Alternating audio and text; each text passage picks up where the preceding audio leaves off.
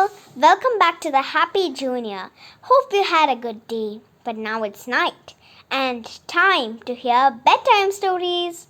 So today I'm going to tell you a story written by Annette Blyton.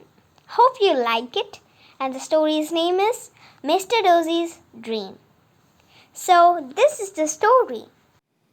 Mr. Dozie lived just outside Tip Top Village, in a dirty little tumble-down cottage. He was a fat and lazy fellow who never did a day's work if he could help it. One day he had a very pleasant surprise. Mr. and Mrs. Tucken were giving a party, and they asked everyone in the village, even old Mr. Dozie, to participate in the party. The postman put his invitation through his letterbox, and he was most surprised when he opened it. "A party! I haven't been to one for years," said Dozie. "The thing is, what am I to wear? I want a new coat and waistcoat, and a new pair of trousers, and a hat and a pair of shoes. Can I borrow them from anyone?" But nobody would lend old Dozie anything. They had got tired of that years ago. Whatever they lent Dozie never came back. Everyone said the same thing to him when he asked, ask. That was he did, whatever he did, and whatever he tried to do. Everyone said no. Everyone said that they will never lend Dozie anything. They kept on telling, "Dozie, you go and do what everyone else does. You do some work and earn some money to buy your own clothes." Dozie was annoyed. "How mean they are," he said to their blinks. His cat, not a scrap of kindness in them. "Well, I've got a good mind to go along to old Ma Shuffle and borrow a spell. If you could give me a change-a-bit spell, I could use it on my old clothes and change them to very new ones." This seemed a very good idea to Dozie. He appeared at Ma Shuffle's door and smiled and bowed. "What do you want?" said Ma Shuffle briskly. "Come and ask a job of work? Well, you can go to my dove and do some weeding. You can sweep the path and water the plants." She went on, and Dozie shouted, "Stop, Ma Shuffle! I came to borrow a change-a-bit spell, not to ask for work. I want to change these old clothes of mine to nice ones, new, for the party. The only reason I'll lend you a change-a-bit spell is to change yourself from a lazy, sly old fellow into a hard-working, decent one," said Ma Shuffle sharply. "If you want new clothes, earn them. Get along now. I'm expecting my visitor, my brother, Mr. Rumpelstiltskin. He'll be soon send you packing if you're around here while he comes." Dozie didn't like Mr. Rumpelstiltskin, so he walked off annoyed. He went to the woods, muttering to himself. It was a very hot day, and Dozie soon felt tired. He sat under a bush and went to sleep. He dreamed a wonderful dream. In his dream, he had a marvelous new suit of clothes, from a hat with a feather in to a blue silk waistcoat and shoes to match. And would you believe it, in the world? Wow! When he woke, the very first thing, surprisingly, he saw a fine clothes. Whatever he saw on his dream came true. My word, look at that! My dreams come true. I am a lucky fella today, no doubt about that. Ha! I'll dress myself these and then go and show myself to old Ma Shuffle." So he put on those new clothes and walked around the city. He strode to the nearby pond and looked at himself in the clear water. "Sir, magnificent Dozie," he said, and bored at his own reflection. Then he thought he would go to the parade just like that and show everyone how beautiful he was. He was right. Everyone admired him and bowed down and asked how he got these. Where did you get these clothes, Mr. Dozy? Asked Little Button in surprise.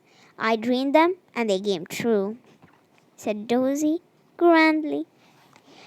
A very useful sort of dream, said Button disbelieving, and went off.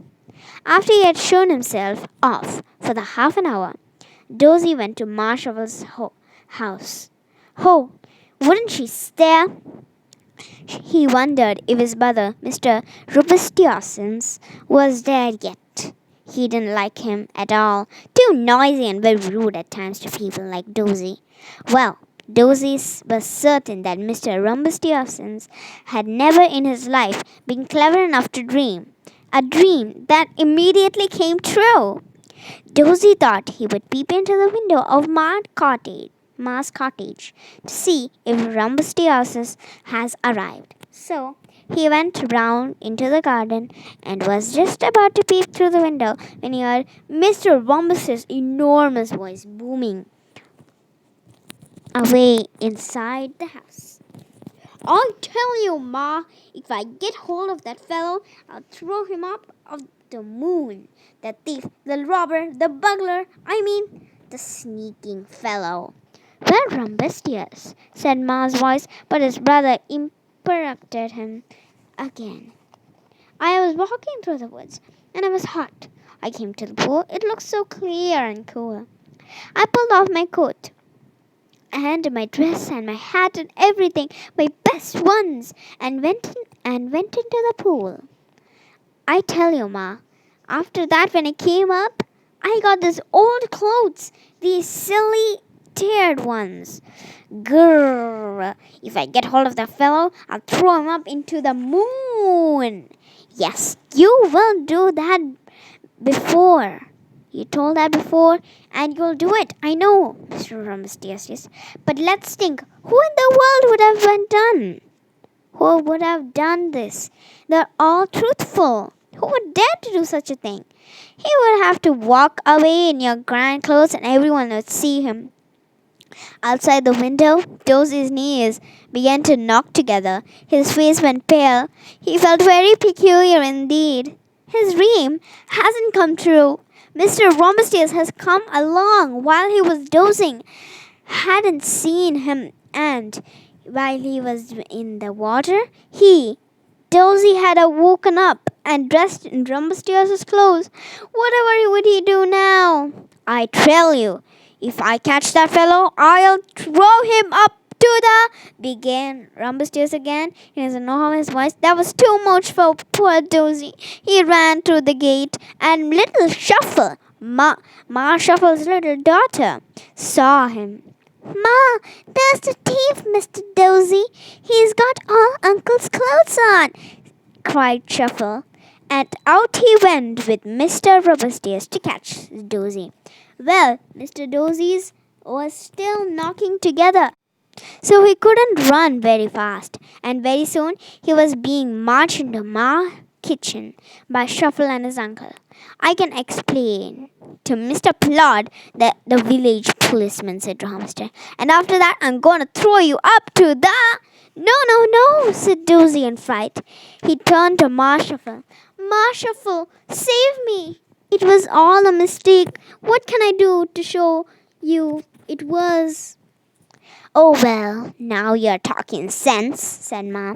Didn't I tell you, the very morning to water the plants, do the weedings, the corn, dig and plant seeds? And that's how it came to Mr. Dozy. Spent 3 whole days working hard at Ma Shuffle's garden, with little Shuffle keeping an eye on him through the window. He's not going to the party, though. No, he doesn't like meeting anyone else now. They all said the same thing. Hi, Dozy. Any more dreams come true? That's all for the story of today. Hope you like it.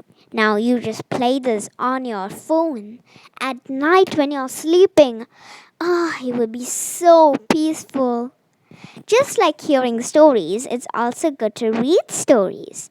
So, hope you enjoyed the story and hope you have a lovely, nice night sleeping peacefully. So, bye. See you in the next video. Please subscribe to our channel and like us and share with your friends. So, bye bye. See you in the next video.